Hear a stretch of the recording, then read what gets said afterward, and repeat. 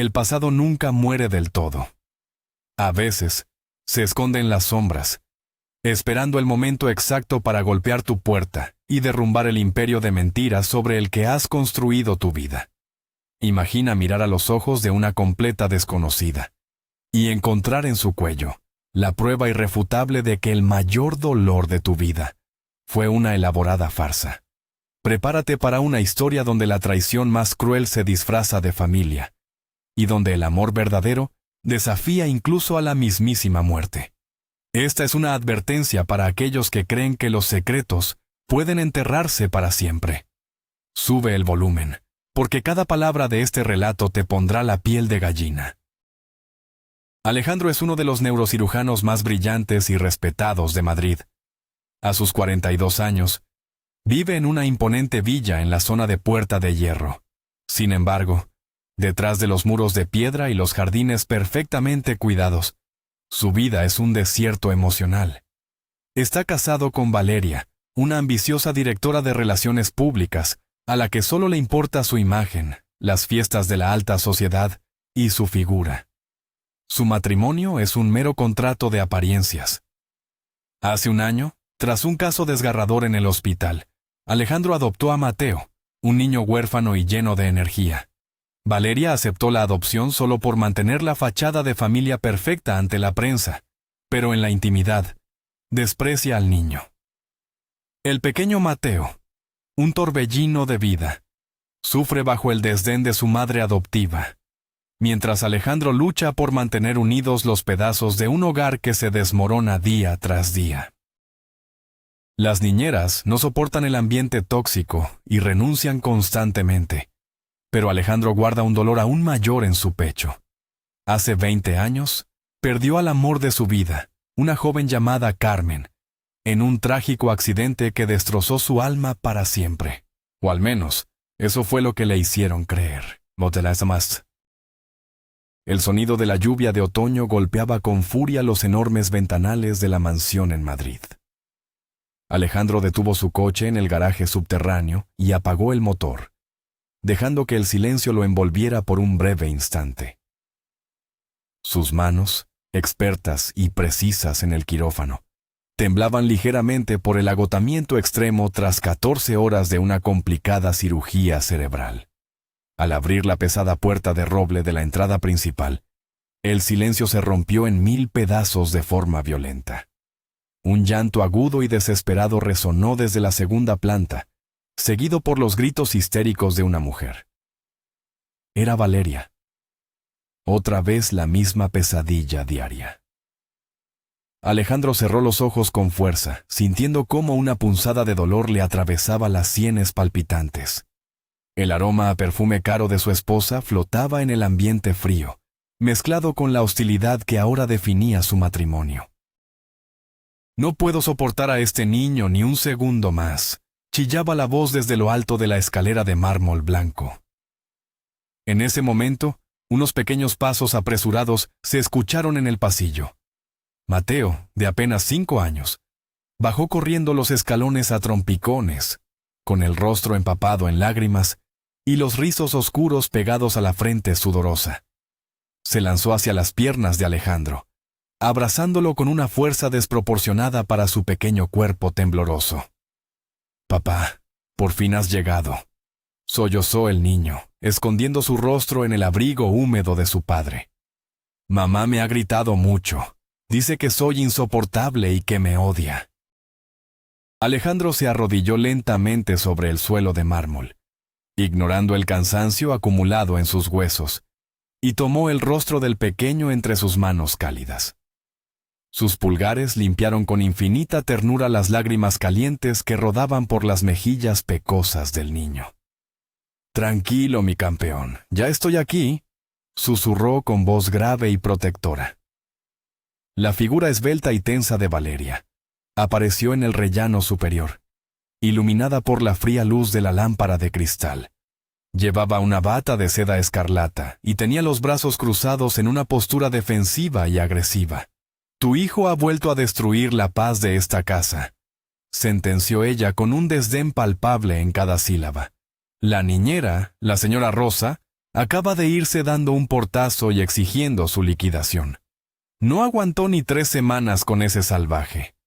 Alejandro suspiró profundamente, sintiendo que el aire le faltaba en sus propios pulmones.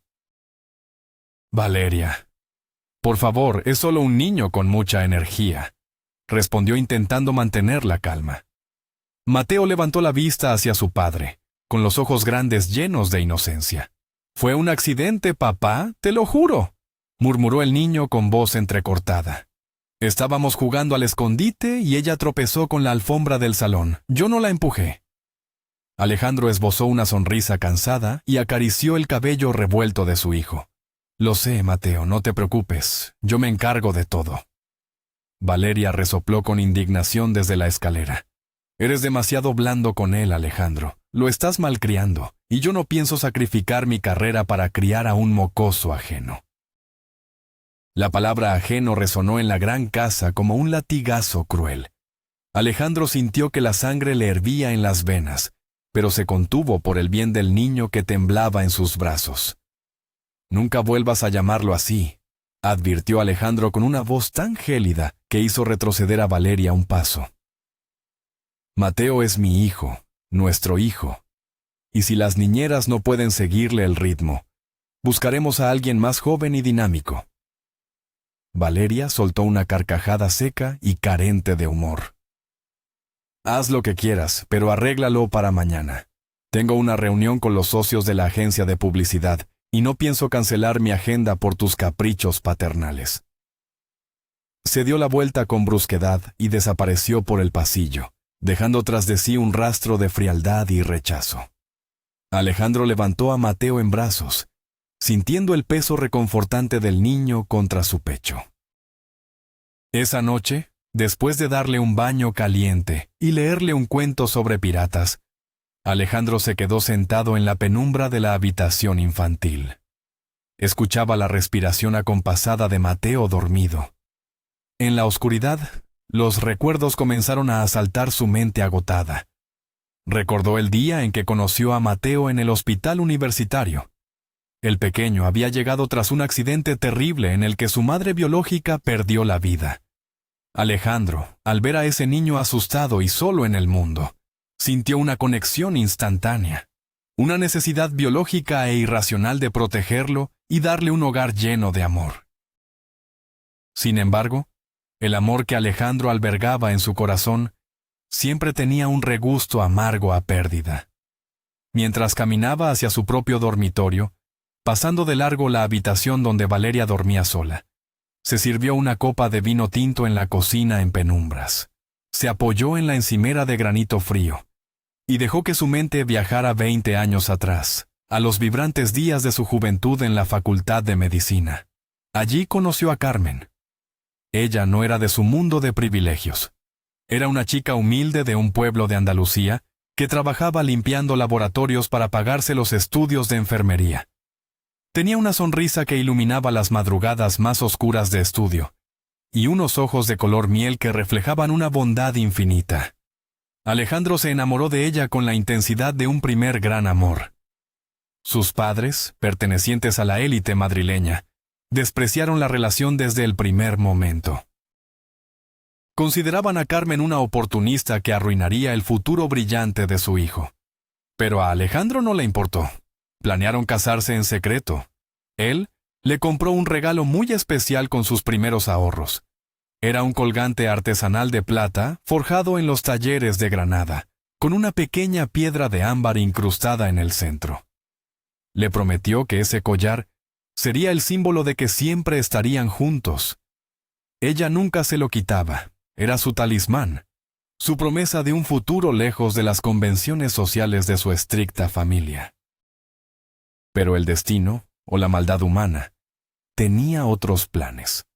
Justo un mes antes de la boda clandestina, Alejandro fue enviado a un prestigioso seminario en Alemania. Se despidieron entre lágrimas en la estación de Atocha. Carmen le prometió esperarlo cada día. Las primeras semanas hablaban a diario, hasta que de repente los teléfonos dejaron de sonar.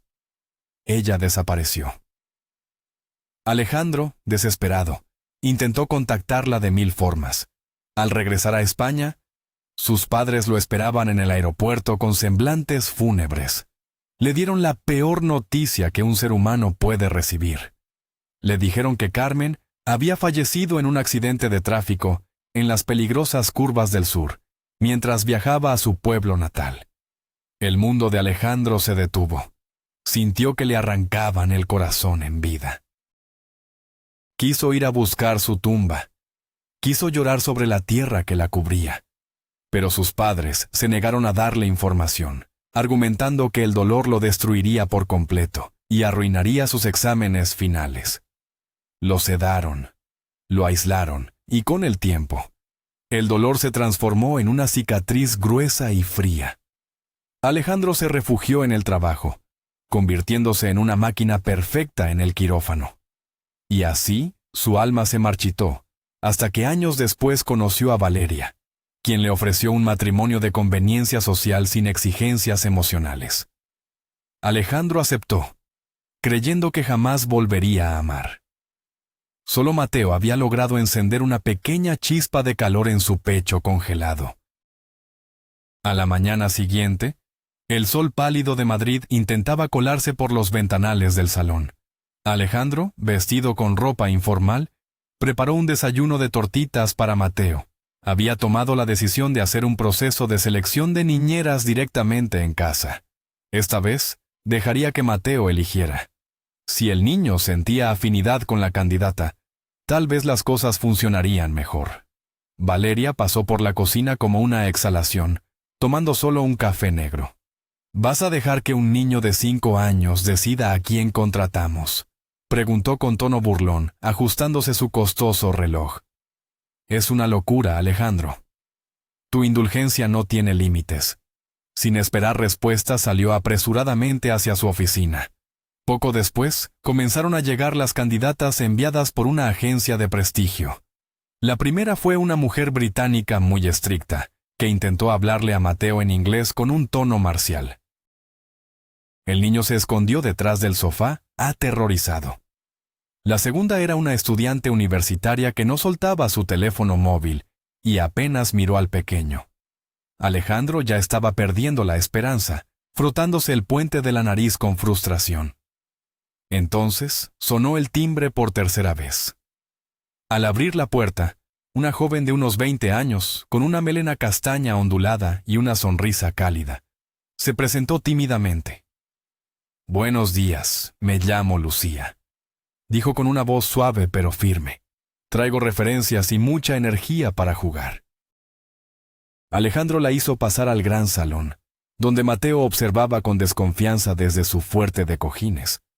Lucía no se sentó en el sofá de cuero blanco. En lugar de eso, se quitó los zapatos con total naturalidad y se sentó en el suelo, directamente sobre la alfombra, al nivel del niño. «Hola, pirata», saludó ella con una sonrisa cómplice. «Veo que tienes una fortaleza impenetrable ahí. ¿Hay espacio para un soldado más en tu tripulación?» Mateo la miró con sorpresa. Las otras niñeras siempre le ordenaban que recogiera los cojines de inmediato. El niño, dudando por un instante, asintió con la cabeza y le hizo un hueco. En menos de 5 minutos, estaban inmersos en una batalla imaginaria contra dragones de peluche. La risa contagiosa de Mateo llenó la casa, un sonido que Alejandro anhelaba escuchar todos los días. El médico observaba la escena desde la distancia, apoyado en el marco de la puerta, sintiendo un alivio inmenso en el pecho. Lucía era paciente, creativa, y no mostraba la más mínima frustración ante la energía desbordante del pequeño. «¡Papá, papá!», gritó Mateo emocionado, asomando la cabeza por encima de los cojines. «Quiero que Lucía se quede conmigo. Es la mejor exploradora del mundo». Alejandro sonrió ampliamente, sintiendo que por fin había encontrado la solución a sus problemas. «Muy bien, Lucía, estás contratada», dijo acercándose a ellos. «Acompáñame al despacho para firmar el contrato y acordar los horarios». Lucía se levantó ágilmente del suelo y se sacudió la ropa. Mientras caminaba hacia el despacho de madera de roble, un rayo de sol entró por la claraboya del pasillo e iluminó directamente su cuello. Alejandro se detuvo en seco, sintiendo como si un bloque de hielo se le instalara en el estómago. La respiración se le cortó abruptamente y tuvo que apoyarse en la pared para no perder el equilibrio. Allí, descansando sobre la piel joven de Lucía, había un colgante de plata. No era un colgante cualquiera.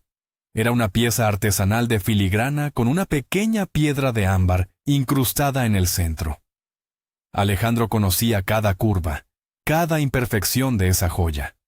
Él mismo había pedido al orfebre en Granada que grabara una diminuta letra C en la parte posterior. La habitación comenzó a dar vueltas a su alrededor. El ruido de su propia sangre zumbaba en sus oídos. «¿Se encuentra bien, doctor?», y preguntó Lucía, notando la palidez sepulcral en el rostro del hombre. Alejandro parpadeó varias veces, intentando anclar su mente a la realidad. «Sí, es solo un ligero mareo por la falta de sueño», mintió con voz temblorosa. Avanzó hacia su escritorio y se sentó pesadamente en la silla de cuero. Mientras revisaba los papeles del contrato, no podía dejar de mirar de reojo el cuello de la joven. 1000 preguntas explotaban en su cerebro. ¿Cómo era posible? ¿Acaso era una réplica exacta? ¿O era el mismo collar que él le había regalado a su amada Carmen la noche antes de que ella muriera? Durante toda esa semana, Alejandro vivió en un estado de ansiedad permanente. Su rendimiento en el hospital seguía siendo impecable, pero su mente estaba atrapada en un laberinto de recuerdos y teorías imposibles. ¿Y si Carmen no había muerto y esta chica era su hija? Las fechas cuadraban dolorosamente. Lucía tenía unos 20 años. Si Carmen estaba embarazada cuando él se fue a Alemania, esta joven podría llevar su propia sangre. La sola idea lo atormentaba día y noche. Decidió observar a Lucía de cerca, buscando en ella los gestos, la mirada o la sonrisa de su antiguo amor. Mientras tanto, en la casa, el ambiente había cambiado drásticamente para Mateo. Lucía era un verdadero ángel. Hacían los deberes juntos en la mesa de la cocina, horneaban galletas que dejaban la casa oliendo a vainilla y mantequilla, y pasaban horas corriendo por el Parque del Retiro bajo los árboles otoñales. Mateo estaba radiante, comía mejor y había dejado de tener pesadillas. Alejandro volvía del trabajo y encontraba paz en su hogar, algo que no había experimentado en años. Lucía le contaba los progresos del niño con entusiasmo, y Alejandro la escuchaba con fascinación, buscando constantemente excusas para que la chica no se quitara la chaqueta, solo para poder vislumbrar el colgante plateado que brillaba en su pecho.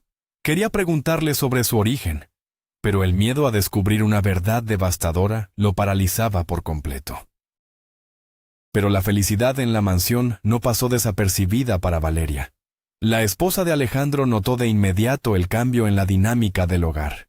Al principio, le pareció conveniente no tener que lidiar con los llantos del niño, pero pronto, esa tranquilidad se convirtió en envidia y resentimiento venenoso.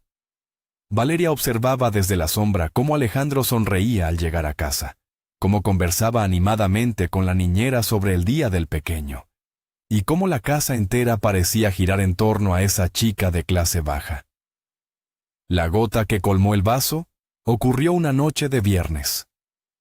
Valeria llegó a casa tras una cena de negocios y encontró a Alejandro, Mateo y Lucía sentados en el suelo de la sala de cine, comiendo palomitas y riendo a carcajadas mientras veían una película de animación.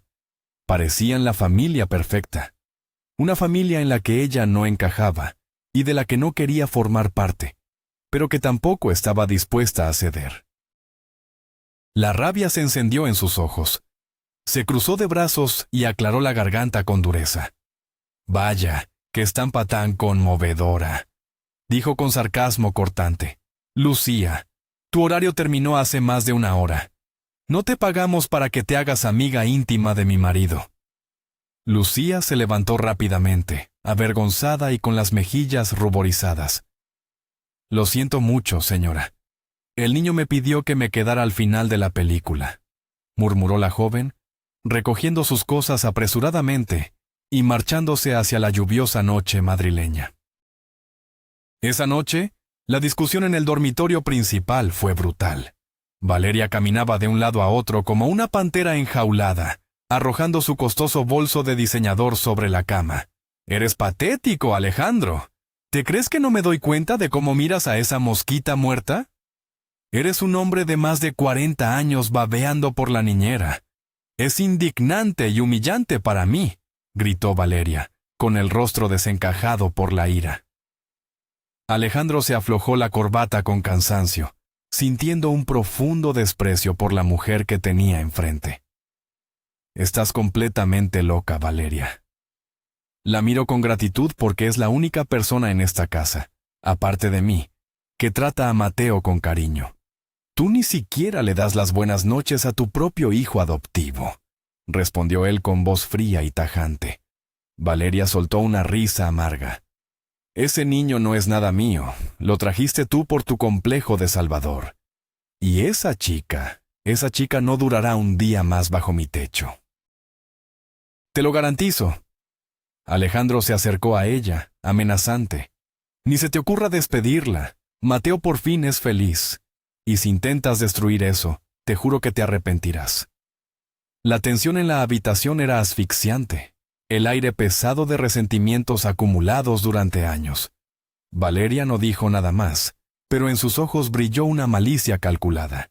Había decidido que si Alejandro no despedía a la joven por las buenas, lo haría por las malas. Trazaría un plan tan infame que el cirujano no tendría más remedio que echarla a la calle él mismo. Alejandro necesitaba respuestas urgentes sobre el collar. Había llegado a un punto de desesperación tal que decidió realizar una prueba de ADN en secreto. Una tarde, mientras Lucía peinaba a Mateo en el jardín, el médico entró sigilosamente en la habitación de servicio donde la niñera dejaba sus cosas. Su corazón latía desbocado, como un ladrón en su propia casa. Encontró el cepillo de pelo de la joven sobre la cómoda y, con manos temblorosas pero precisas, extrajo varios cabellos largos desde la raíz. Los guardó cuidadosamente en una bolsa de esterilización del hospital. Mientras lo hacía, sintió una punzada de culpa. Era una violación de su intimidad, pero la necesidad de saber si esa chica llevaba su sangre, y la de Carmen, era una obsesión que lo devoraba por dentro. Mandó las muestras al laboratorio del hospital esa misma tarde, bajo un seudónimo para asegurar la máxima confidencialidad. Los resultados tardarían un par de días. Durante ese tiempo de espera agónica, Alejandro apenas dormía. Se pasaba las noches mirando el techo, recordando la risa de Carmen, el olor a lavanda de su piel y la forma en que el ámbar de aquel colgante atrapaba la luz del atardecer. Rezaba en silencio a un Dios con el que llevaba enfadado 20 años, pidiéndole que por favor le concediera un milagro, que Lucía fuera la hija que le habían arrebatado. Pero Valeria, ajena a los tormentos del alma de su esposo, preparaba pacientemente su propia trampa mortal en la sombra. Era jueves por la tarde. El cielo sobre Madrid estaba teñido de un gris opresivo. Lucía estaba recogiendo los juguetes de Mateo en el salón principal, tarareando una canción infantil. Alejandro estaba en su despacho revisando historiales médicos, intentando distraer su mente de los resultados de la prueba de ADN, que debían llegar al día siguiente. De pronto, un grito ensordecedor rasgó la tranquilidad de la casa. Era la voz de Valeria, chillando desde el piso de arriba. ¡Mi reloj! ¡Me han robado! Alejandro salió corriendo del despacho, el corazón latiéndole con fuerza, y subió las escaleras de 2 en 2. Valeria estaba en el umbral de su vestidor, fingiendo un ataque de histeria y señalando hacia el tocador vacío. Mi reloj Cartier de diamantes y el brazalete de oro blanco. Los dejé aquí esta mañana y han desaparecido, gritó ella, mirando de reojo hacia la planta baja. Lucía subió lentamente las escaleras, con el rostro pálido por la alarma, seguida por el pequeño Mateo que se aferraba a su falda con miedo. «¿Qué ocurre, señora?», preguntó la joven, temblando ante la escena. Valeria se giró hacia ella con una furia teatral perfectamente calculada. «¡Tú! Eres la única extraña que ha estado en esta planta hoy. Eres una ladrona miserable. Te aprovechaste de nuestra confianza para saquear mi casa. Escupió las palabras con desprecio venenoso. Alejandro se interpuso entre ambas. Valeria, por el amor de Dios, cálmate. Lucía no sería capaz de hacer algo así. Intentó razonar. Valeria fingió una carcajada histérica que resonó en las paredes de mármol. ¿No? Entonces, ¿por qué no revisamos sus cosas ahora mismo? Si no tiene nada que ocultar, no le importará. Valeria bajó rápidamente las escaleras, dirigiéndose directamente hacia el bolso de tela de Lucía que descansaba sobre la mesa de la entrada. La joven, envuelta en lágrimas de confusión y pánico, negaba con la cabeza vigorosamente. Yo no he tocado nada. Se lo juro por mi vida, señor Alejandro. Yo soy una persona honrada. Valeria no escuchó. Tomó el bolso, lo volteó bruscamente y derramó todo su contenido sobre el suelo de madera noble. Libros, un estuche, unas llaves, y con un sonido pesado y metálico, cayó el deslumbrante reloj Cartier y el brazalete de diamantes. El tiempo pareció detenerse en el recibidor. Lucía miró las joyas con horror, llevándose las manos a la boca para ahogar un sollozo. No, eso no es mío. No sé cómo ha llegado ahí, gritó la joven desesperada. Valeria se giró hacia su esposo con una sonrisa de triunfo apenas disimulada. Ahí lo tienes, a tu perfecta y dulce niñera. Es una vulgar ratera callejera. Largo de mi casa ahora mismo, antes de que llame a la policía y pases la noche en un calabozo, vociferó Valeria con autoridad. Alejandro estaba paralizado.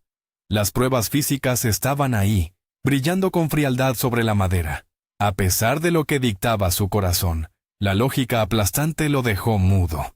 Lucía recogió sus cosas temblando, lanzó una mirada de decepción infinita a Alejandro y salió corriendo bajo la lluvia. La mansión volvió a sumirse en un silencio sepulcral, pero esta vez estaba cargado de tristeza y opresión. Mateo, que había presenciado toda la dantesca escena desde lo alto de la escalera, bajó lentamente y se sentó en el último escalón. No lloraba, pero tenía la mirada fija en el charco de agua que los zapatos de Lucía habían dejado cerca de la puerta. Valeria se pavoneaba por el salón sirviéndose un martini, celebrando su victoria en silencio. Alejandro se desplomó en el sofá, sintiéndose el hombre más inútil y cobarde del mundo. ¿Cómo había podido dejarla ir sin siquiera darle la oportunidad de explicarse? El sonido de una notificación en su teléfono rompió el letargo. Era un mensaje del laboratorio. Los resultados de la prueba de ADN habían llegado a su correo seguro. Con las manos sudorosas, abrió el archivo adjunto. Sus ojos escanearon rápidamente el documento lleno de jerga médica hasta encontrar la conclusión final. Probabilidad de paternidad: 0,00%. Alejandro cerró los ojos con fuerza, sintiendo un vacío abismal en el pecho. Lucía no era su hija. Era un callejón sin salida. Pero entonces, la pregunta retornó con más fuerza, golpeando las paredes de su cráneo. Si no era su hija, ¿por qué demonios llevaba el colgante exclusivo de Carmen? Ese collar era una pieza única, imposible de replicar en el mercado. Todo este misterio lo estaba consumiendo vivo. Pero ahora, además, sentía que había permitido una gran injusticia bajo su propio techo. Fue entonces cuando sintió una mano pequeña e insistente tirando de la manga de su camisa. Era Mateo. El niño tenía los ojos rojos y una expresión de gravedad que no correspondía a sus 5 años. «Papá, tengo que decirte un secreto muy importante», susurró el pequeño, asegurándose de que Valeria estuviera lejos, entretenida con su copa en la cocina. Alejandro lo sentó en su regazo, prestando toda su atención. «Dime, mi amor, ¿qué pasa?» Mateo tragó saliva y miró a su padre a los ojos. Lucía no robó las joyas brillantes de mamá. Yo vi lo que pasó. Alejandro sintió un escalofrío recorrerle la espalda. ¿Qué viste exactamente, Mateo? El niño comenzó a relatar con detalle. Dijo que mientras Lucía estaba en el baño, vio a Valeria entrar sigilosamente a hurtadillas en la habitación de servicio. Dijo que su madre llevaba algo escondido en la mano y que lo metió rápidamente dentro del bolso de tela de la niñera. Yo estaba escondido detrás de la cortina, jugando a los espías. Mamá sonreía mientras lo hacía y luego salió de puntillas. Lucía es buena, papá. Tienes que traerla de vuelta. La revelación de Mateo cayó sobre Alejandro como una losa de granito puro. La indignación, la rabia y el asco se mezclaron en su interior formando una tormenta perfecta. Su propia esposa, la mujer con la que compartía su vida, había sido capaz de cometer un acto tan ruin y despreciable, solo por celos patológicos. Había destruido la reputación de una joven inocente y le había roto el corazón a su hijo adoptivo sin pestañear. Alejandro bajó al niño al suelo con suavidad. Ve a tu habitación, Mateo. Cierra la puerta y ponte los auriculares. Papá tiene que hablar muy seriamente con mamá. El tono de voz de Alejandro era diferente, grave, oscuro y cargado de una determinación implacable. Caminó con pasos pesados hacia el salón, donde Valeria revisaba su teléfono con aburrimiento, bebiendo a sorbos su martini. Al notar la presencia amenazante de su marido, levantó la vista y sonrió con cinismo. ¿Ya has superado el luto por tu niñera ladrona? Mañana llamaré a la agencia para pedir otra, dijo con frivolidad. Alejandro le arrebató la copa de cristal de la mano con un movimiento rápido y la estrelló contra la pared de piedra. El sonido del cristal rompiéndose hizo que Valeria diera un respingo, perdiendo todo el color de su rostro maquillado. «Eres un monstruo repugnante», sisió Alejandro, inclinándose sobre ella hasta que sus rostros quedaron a centímetros de distancia. «Sé exactamente lo que hiciste. Mateo te vio metiendo el reloj en el bolso de Lucía. Eres tan baja que te rebajaste a incriminar a una chica inocente solo por tus enfermizos celos». Valeria intentó retroceder, balbuceando excusas incoherentes. Es mentira. El niño tiene mucha imaginación. Siempre inventa cosas. «No me llames mentiroso bajo mi propio techo», rugió Alejandro, con una furia que jamás había mostrado. «Se acabó la farsa, Valeria. Se acabó este matrimonio de mentira. Quiero que recojas tus cosas y desaparezcas de esta casa esta misma noche». La expulsión de Valeria fue rápida y ruidosa. Ella gritó, amenazó con quitarle todo en el divorcio y con hundir su reputación en la prensa rosa. Pero Alejandro permaneció impasible como una estatua de mármol.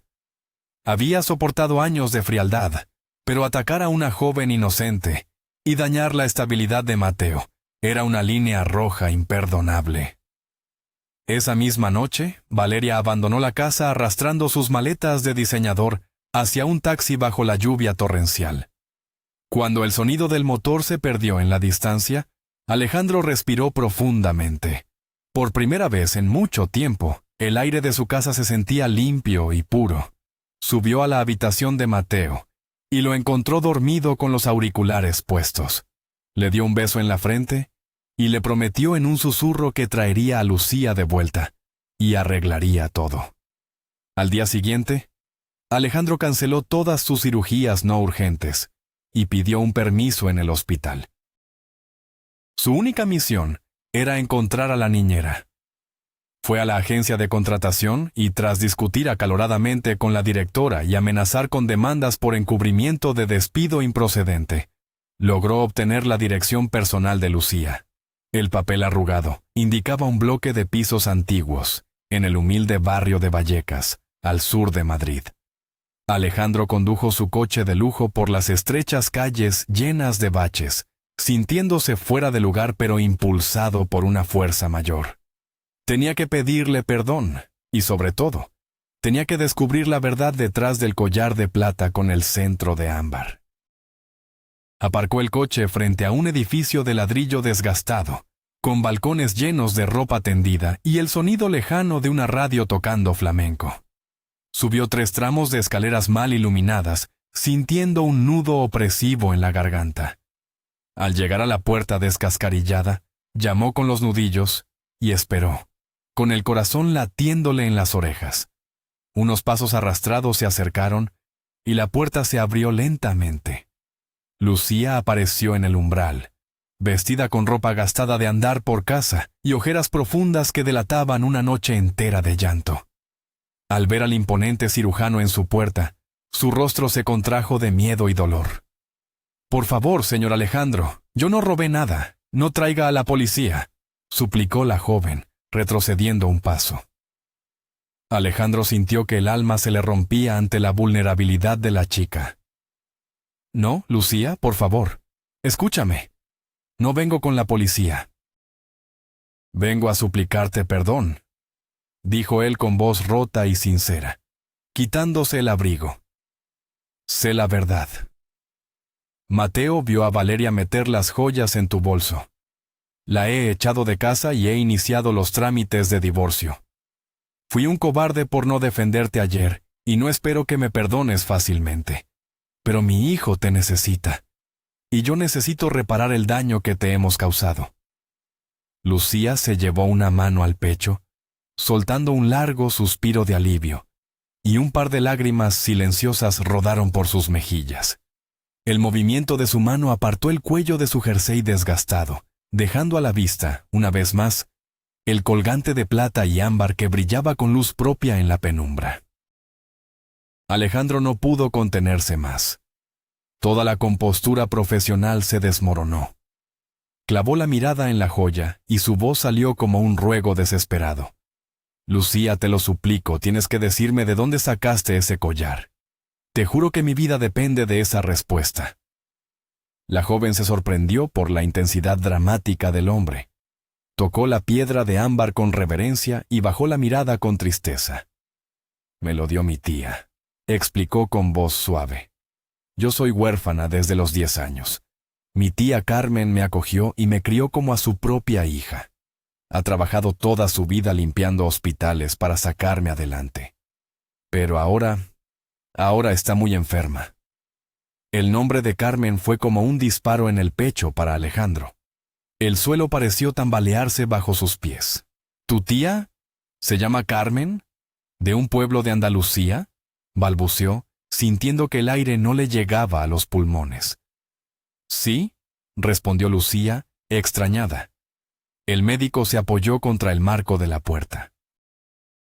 «Continúa, por favor. ¿Qué le ocurre?». Lucía suspiró, con los ojos llenos de lágrimas. «Hace un año sufrió una caída terrible por las escaleras del metro. Se dañó la columna vertebral severamente. No teníamos dinero para clínicas privadas y en la sanidad pública la lista de espera era eterna. La lesión empeoró y ahora está postrada en la cama, paralizada de cintura para abajo. Sufre dolores inhumanos todos los días. Los médicos de urgencias dicen que el daño neuronal es irreversible y que su cuerpo se está rindiendo. Hace poco me dio este collar. Dijo que era lo más valioso que tenía en la vida. El único recuerdo de un amor puro que le arrebataron. Me lo dio porque cree que va a morir pronto». Las lágrimas de Alejandro comenzaron a fluir sin control, empapando su rostro. El dolor, la esperanza y el asombro se mezclaban en un llanto silencioso y desgarrador. «No está muerta», susurraba para sí mismo, ajeno a la mirada atónita de la joven. «Me engañaron. Mis propios padres me destruyeron la vida». Lucía lo miraba confundida y algo asustada. «Señor Alejandro, ¿se encuentra usted bien?». El cirujano la tomó por los hombros con una fuerza repentina pero suave. «Lucía, escúchame con atención. Yo soy neurocirujano. Soy uno de los mejores de este país. Necesito ver a tu tía ahora mismo. Te prometo, por lo más sagrado que existe, que haré todo lo humanamente posible para salvarla. Llévame con ella, te lo ruego». La joven asintió lentamente, asustada por el fervor en los ojos del hombre, y abrió la puerta por completo para dejarlo pasar. El interior del pequeño apartamento estaba impecablemente limpio, pero olía a humedad y a medicamentos fuertes. Alejandro caminó por un pasillo estrecho guiado por Lucía, sintiendo que cada paso lo acercaba a un fantasma que había llorado durante 20 años. Se detuvieron frente a una puerta entreabierta. Desde el interior, se escuchaba una respiración superficial y entrecortada, acompañada de un quejido sordo de dolor constante.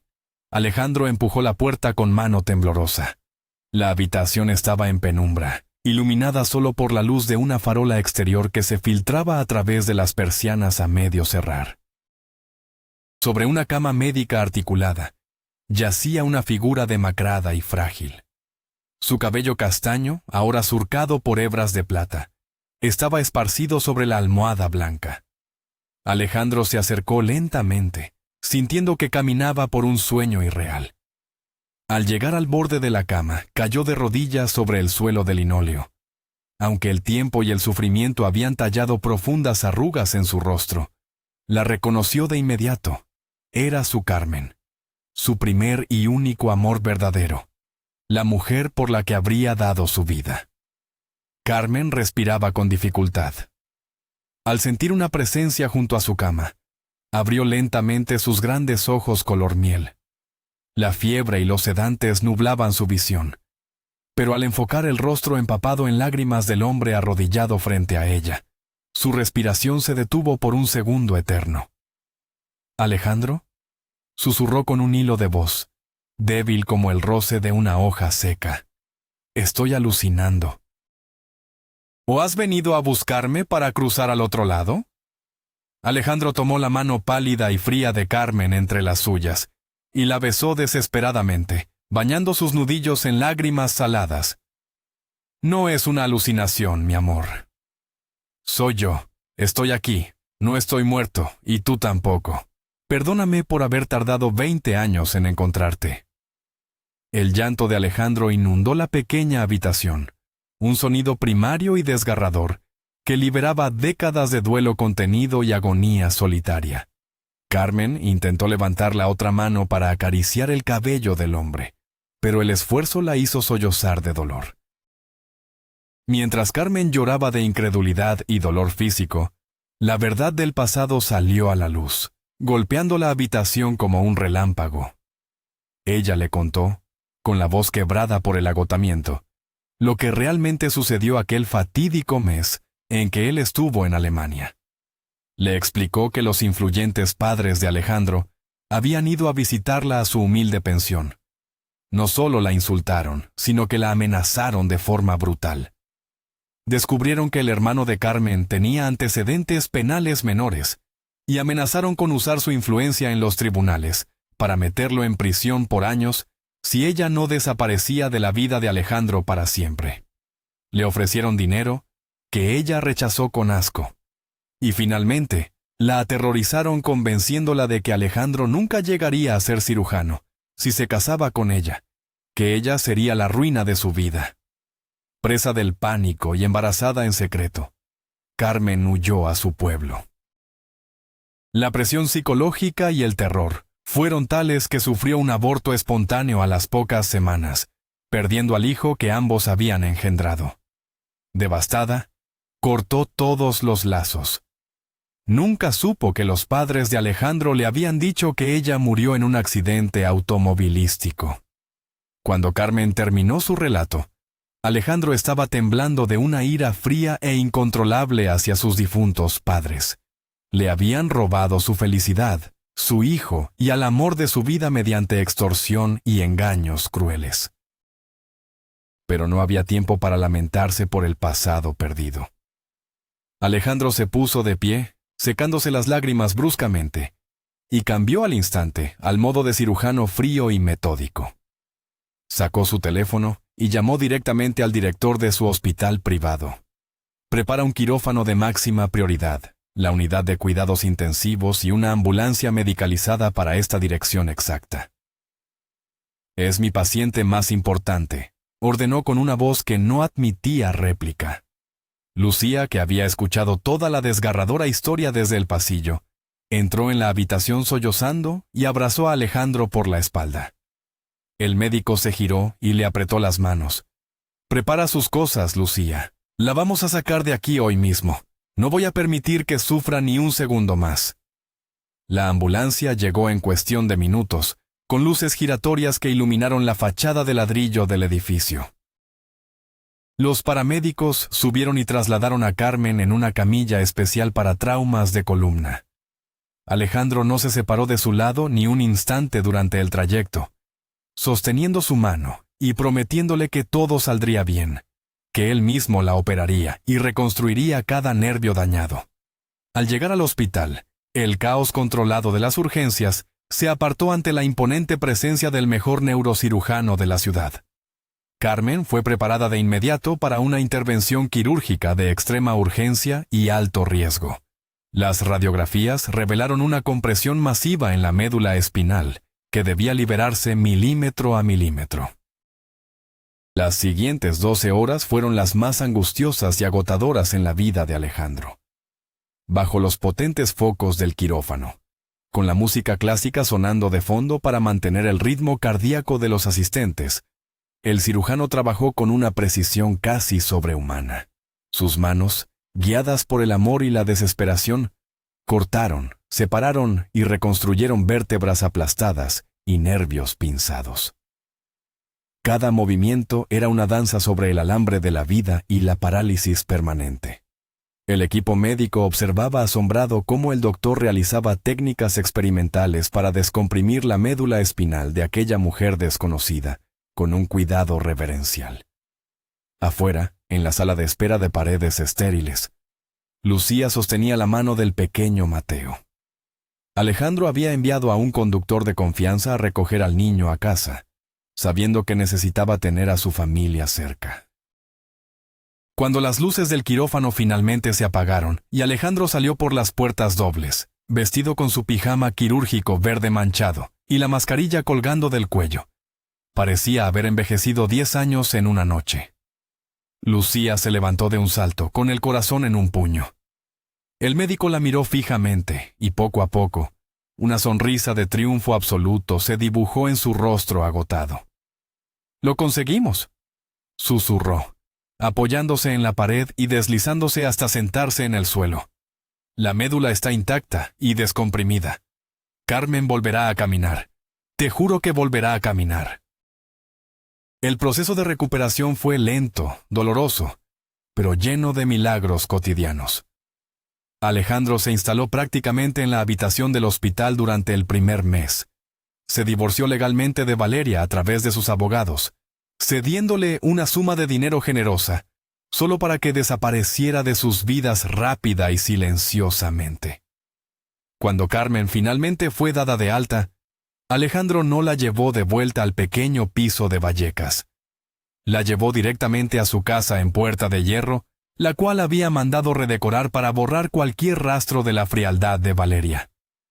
Había convertido la planta baja en un espacio completamente accesible para la silla de ruedas de Carmen, con grandes ventanales que dejaban entrar la luz del sol madrileño. Lucía volvió a vivir con ellos, esta vez no como una empleada contratada, sino como parte integral de la familia, como la sobrina mayor y hermana mayor de Mateo. El pequeño estaba extasiado. Pasaba las tardes sentándose en el regazo de Carmen mientras ella le contaba historias de su pueblo en Andalucía, o ayudándola con sus ejercicios de rehabilitación en el jardín. El amor y la risa volvieron a llenar los pasillos de la gran mansión. Alejandro observaba a su nueva familia cada noche alrededor de la gran mesa del comedor, sintiendo una plenitud que creía imposible tras tantas décadas de oscuridad. Había recuperado el tiempo perdido. El destino le había devuelto lo que sus padres le habían arrebatado con crueldad. 6 meses después, la tragedia y la maldad intentaron llamar a su puerta una última vez. Era una mañana soleada de domingo en el Parque del Retiro. Lucía, Mateo, Alejandro y Carmen, quien ya lograba caminar cortas distancias apoyada en un bastón elegante, paseaban cerca del Palacio de Cristal. Disfrutaban de unos helados bajo la sombra de los castaños. De repente, una figura elegante pero con el rostro demacrado por el rencor, se interpuso en su camino.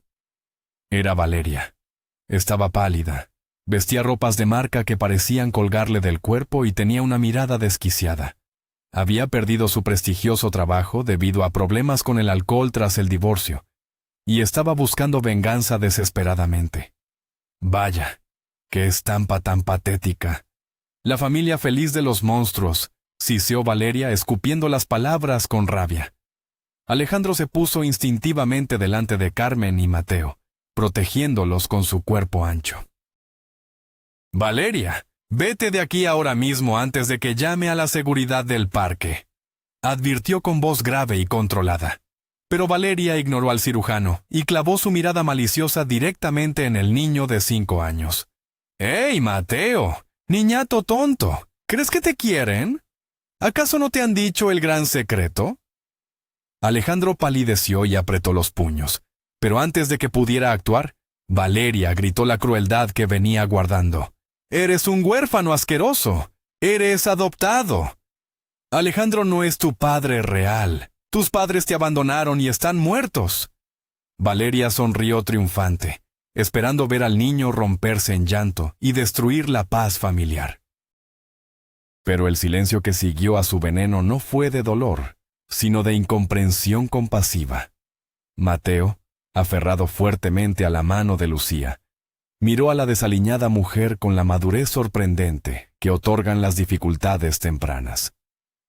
«Ya sé que soy adoptado, señora Valeria», respondió el niño con una voz clara y firme que resonó entre los árboles del parque. «Mi papá me lo explicó todo con un cuento hermoso, y también sé que mi verdadera mamá está en el cielo cuidándome. Pero papá Alejandro y mamá Carmen me eligieron con el corazón, y eso vale mucho más. Tú solo eres una señora triste y mala que no sabe lo que es querer a alguien». Las palabras del niño cayeron como piedras afiladas sobre el frágil ego de Valeria. Su plan de extorsión emocional y chantaje se desmoronó frente a sus ojos inyectados en sangre. Alejandro no tuvo que decir ni una sola palabra.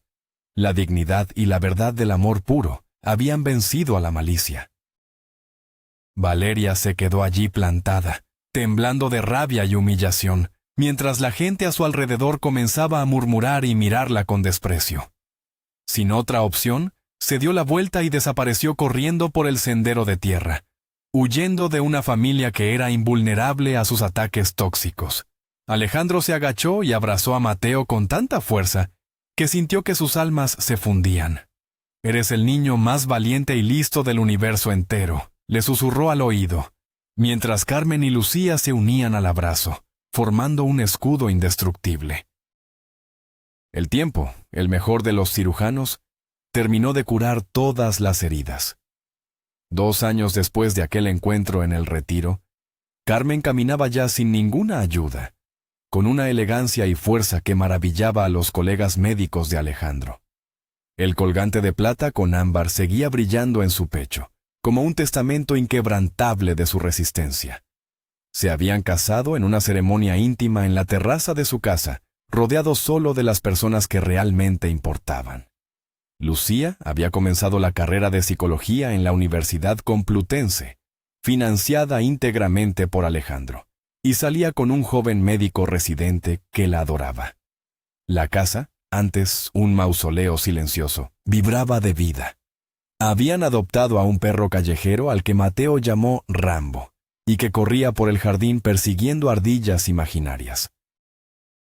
Alejandro había reducido sus horas en el hospital para dedicarse a lo que verdaderamente importaba: las tardes de deberes con su hijo, los domingos cocinando paella en familia, y las noches eternas conversando con Carmen a la luz de las estrellas, recuperando cada minuto de aquellos 20 años robados.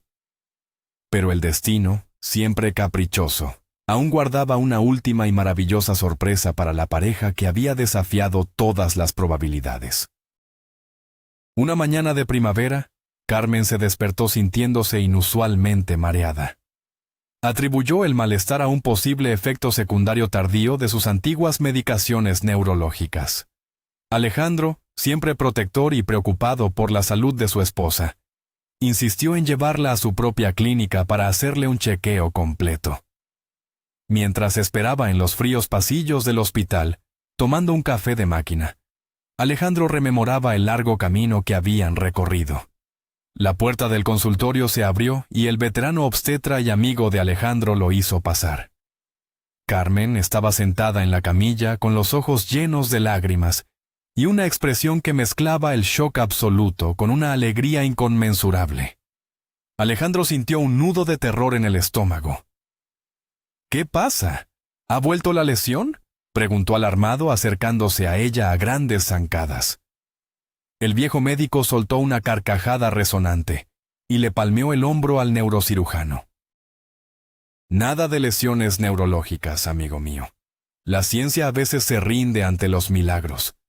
Tu mujer, a sus 42 años, y después de todo el trauma físico que ha pasado, está embarazada de 14 semanas». Alejandro se quedó petrificado, incapaz de procesar las palabras. Miró a Carmen, quien asintió llorando de felicidad, colocándose la mano sobre el vientre ligeramente abultado. El amor, que una vez fue destruido por mentiras y que cruzó la barrera de la muerte, había dado su fruto más dulce. Lloraron abrazados en esa pequeña sala blanca, sabiendo que el ciclo de dolor se había cerrado para siempre, dando paso a una vida de felicidad absoluta y redención. La vida nos enseña de las maneras más brutales que el amor verdadero no entiende de tiempo, conspiraciones ni de falsas tumbas. Alejandro y Carmen perdieron 20 años sumidos en mentiras imperdonables, pero al final, el pequeño eslabón de un colgante de plata unió lo que el destino siempre quiso mantener junto. Hoy, aquella mansión fría en Madrid resuena con las risas de Mateo, el llanto de un nuevo bebé y el calor de un hogar forjado en la adversidad más pura. ¿Crees tú que el destino nos tiene preparado un camino que nadie puede desviar? ¿O somos nosotros quienes forjamos nuestra propia suerte luchando contra las mentiras? Déjame tu opinión en la caja de comentarios. Estaré leyendo cada una de ellas. Si esta historia te ha erizado la piel y te ha hecho creer en las segundas oportunidades, por favor, regálame un gran me gusta. Suscríbete al canal y activa la campanita para no perderte ninguno de nuestros próximos relatos cinematográficos. Gracias por escuchar y hasta la próxima historia.